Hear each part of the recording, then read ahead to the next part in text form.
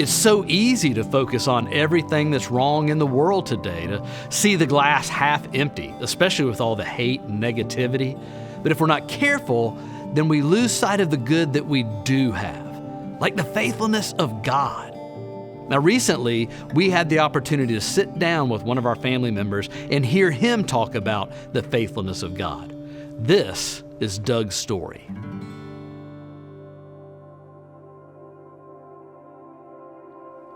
I've never seen a church like this, like a cathedral.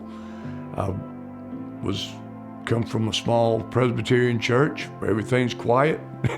And I walked in and I said, oh my gosh, what have I walked into? But I fell in love with it.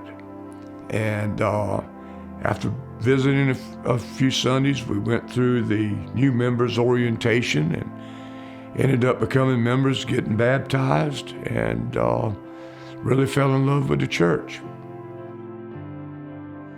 So a few years later, Doug moved to Charlotte for a job opportunity. And like many of us, he went through the economic crisis of 2008.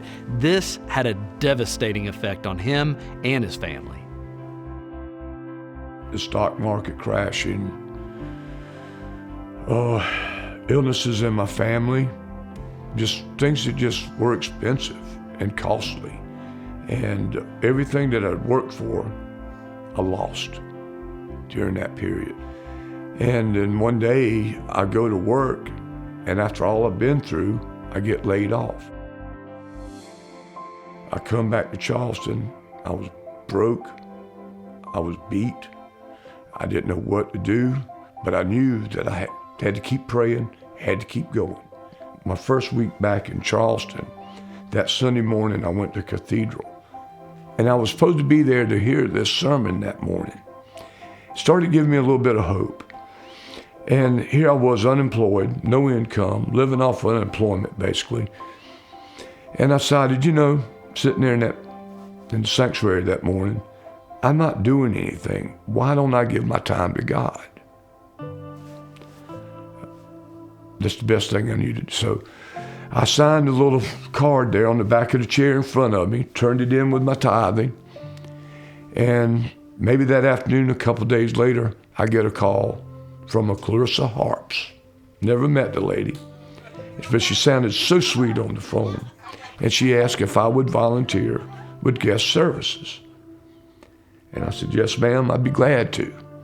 And it has been the best thing in my life, is to be a part of the church. I got to meet people. I got to get involved with things. I got to hear other people's stories. And the best thing is greeting people coming in the door. Make them feel welcome, make them feel loved, just like Clarissa and Lawrence did me when I came into guest services. It's just this overwhelming experience to be involved with the church. Now, Doug's involvement in the church, while gratifying, had a much larger purpose. You see, God was weaving together the people and the relationships that would sustain him for what was coming next. A couple of years ago, Doug went to the doctor with some throat irritation.